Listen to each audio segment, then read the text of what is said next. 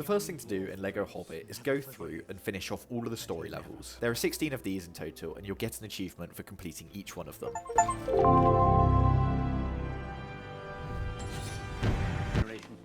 Funeral arrangements, so forth. Funeral arrangements?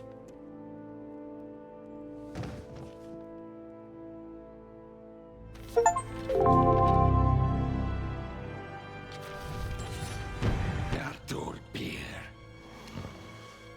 Closed Godil Kimani. Please hang up.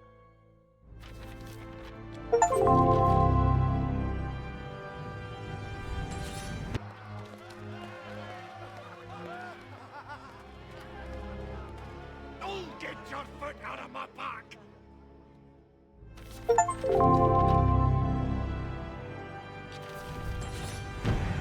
This was your plan all along.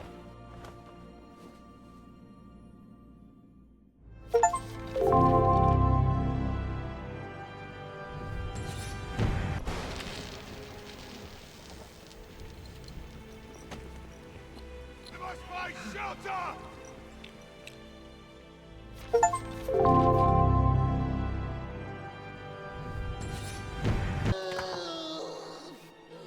Curse it and crush it! We hate it forever!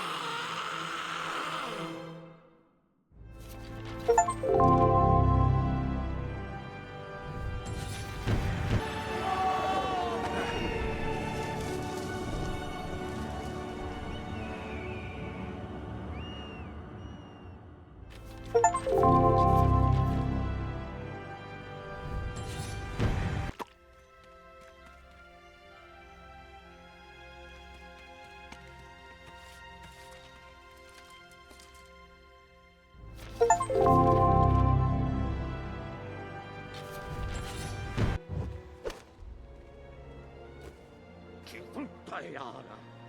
Maimag Utkarima.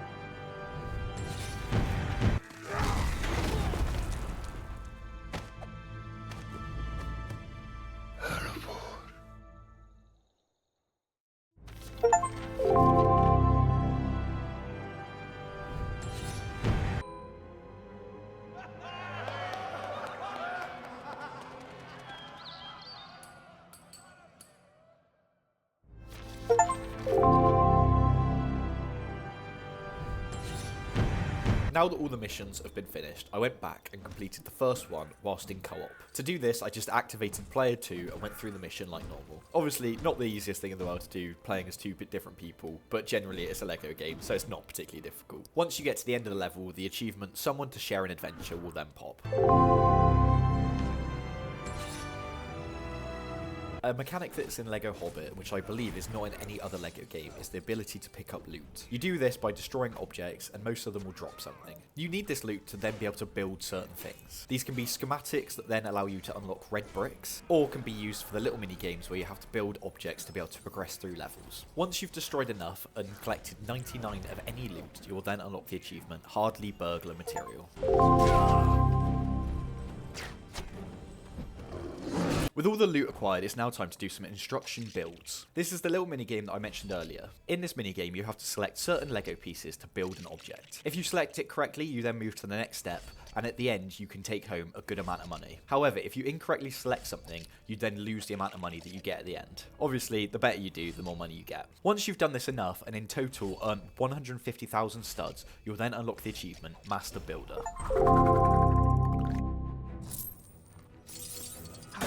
One of the characters that is in The Hobbit is Bjorn. Bjorn has the ability to change into a beast. I believe it's a bear or something like that. That's what it looks like anyway. Obviously, whilst playing through the free play aspect of this game, you're able to unlock Bjorn. If you then use him at night, you're then able to transform into this bear. When you've managed to do all of this for the first time, you'll then unlock the achievement, Bjorn Again.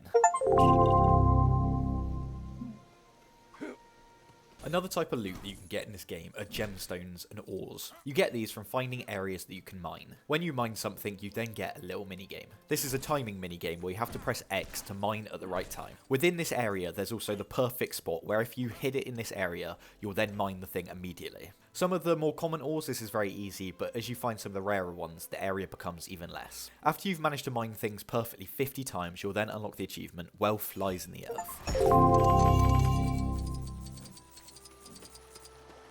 Due to the majority of the characters being dwarves, they all interact with each other quite interestingly. Through this, you can do buddy up attacks. To do this, you just have to interact with a dwarf when you're next to them playing as a dwarf, and you'll group up. From here, you can do special attacks. After doing this for a little while, you'll eventually take out your 50th enemy. When you do this, you'll then get the achievement, Bros Before Gold.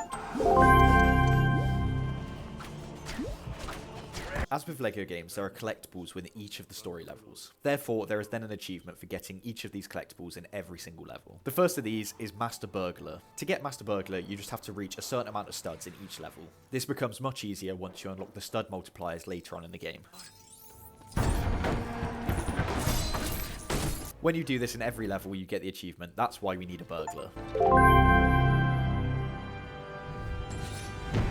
Next up are treasure items. These are just scattered through each of the levels, and you'll usually have to do a little puzzle to get them. These treasure items can then be used in quests in the open world.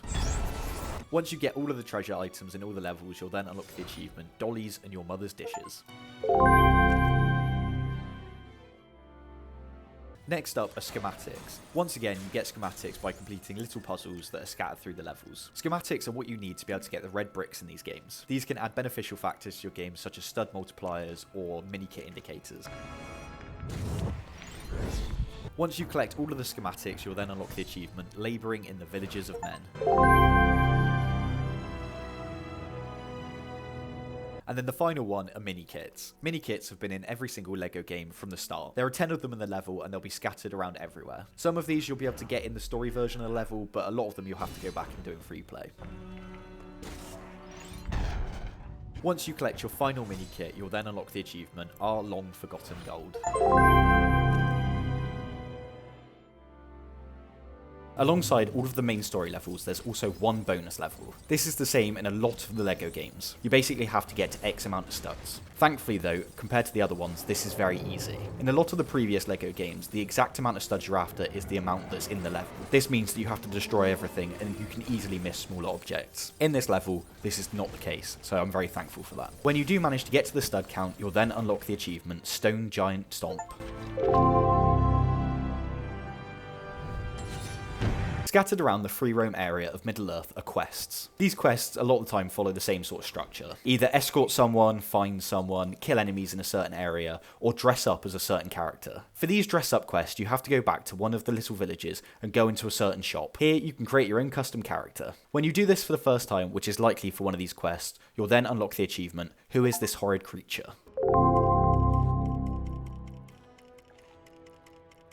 Another milestone that I was able to reach at this point in the game was collecting all mithril bricks. There are 250 in total throughout this game. You can get these by completing quests, achieving all of the aspects in the levels, and just doing various things throughout the game. 250 seems like quite a lot when you first start, but you actually pick them up quite quickly, and none of the requirements are actually that difficult. When you get your 250th brick, you'll then get the achievement, The Greed of the Dwarves.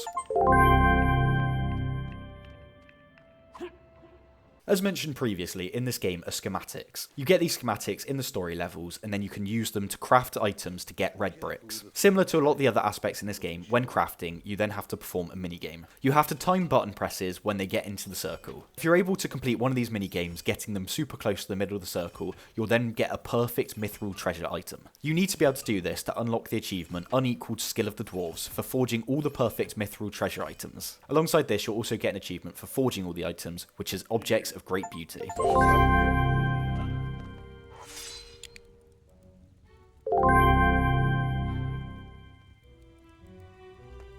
At this point in the game, I was nearing the 100% mark. I only had a handful of quests to go and a handful of characters to collect. At this point, I'd become an expert at the quests and sort of knew what to expect and what I needed to do. As I mentioned, they do get a bit samey, which is probably one of the downsides to this game. However, eventually I completed the final quest of the game, unlocking me the achievement Ever the People's Champion. With all the quests completed, the only thing that I was left with was unlocking every single character in the game. I believe there's around 98 characters, so there's not loads compared to other LEGO games in the past and that came out after this. Also, alongside this, none of them are particularly expensive, whereas in the LEGO games, some of them can be upwards of 1 million studs. Although they're not expensive, they are incredibly annoying to get some of them. This is due to the fact that some of them can only be unlocked if you've looted enough of a certain object. The final character that I had to get, I had to have looted 500 carrots, which, as you can imagine, takes quite a while, especially when carrots are used for some of the other items in the game. Eventually, I was able to loot all 500 carrots and then buy the final character of the game, getting me the achievement Quite a Merry Gathering. This was also the final part of me 100% in the game, so then I got the achievement To Be Continued.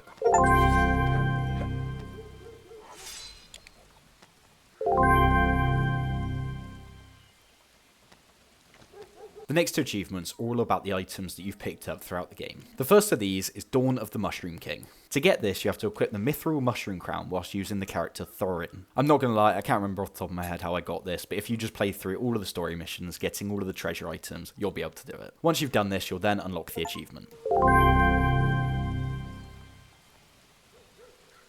The second of these achievements is then Lord of the Prance. Very similar to the previous achievement, all you have to do is equip the Dazzle Wig, the Mithril Rhythm Stick, and the Mithril Dance Boots. Fortunately, this time you don't have to use any specific character. Once equipped, you looked very jazzy, and also the achievement pops. Gandalf has a unique ability within Lego Hobbit. This is the ability to dazzle enemies. All you have to do is hold B and charge up a meter, and when you release it, it will then dazzle all the enemies around you, basically blinding them. To be honest, it's not the most useful thing in the game because it's just quicker to run around and just beat all the enemies up. However, you do have to do this 50 times to enemies to unlock the achievement Conjurer of Cheap Tricks. The best way to do it is go to this area on one of the missions and just keep doing it to the enemies scattered around you, as there's a good group of them. Eventually you'll do it enough and then unlock the achievement.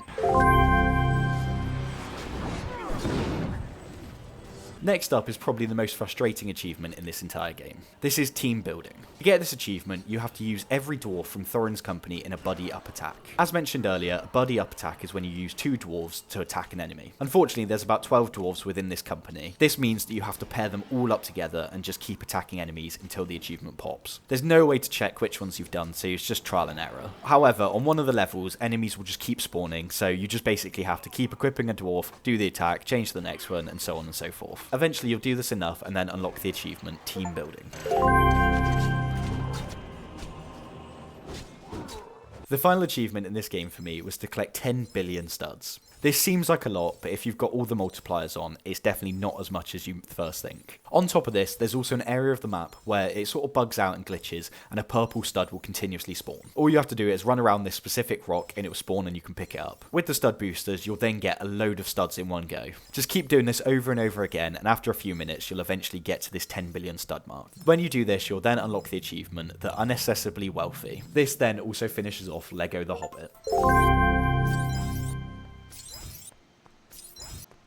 Lego The Hobbit, to me, is probably one of the weaker Lego games that I've played before. I think where it does really well is the story missions. They're really good, really well thought out, and especially when you come to some of the newer games where they're not so thought out, it just really excelled in that place. The bit it struggled for me though was the open world, which is the opposite with the newer games where the open world is so great. It just becomes a bit repetitive and a bit boring. A lot of the quests just follow the same pattern, and once you've done one or two, you've basically done them all. The looting system, although interesting, does also become a bit annoying as you're just constantly looking around for specific bits of loot to be able to do certain missions or craft certain items. It just adds to a bit of the annoyance. Although this is the case, I still had a good time. It's a Lego game at the end of the day, so you go into it expecting what you expect, and it answers on that really. It just isn't quite as strong as some of the others. If you've made it this far in the video, I really appreciate it, and if you can click the like button and subscribe, that goes a long way. Also, if you've got any recommendations on how to improve these videos or games that I should play in the future, please let me know. Thank you very much, and I'll see you in the next one.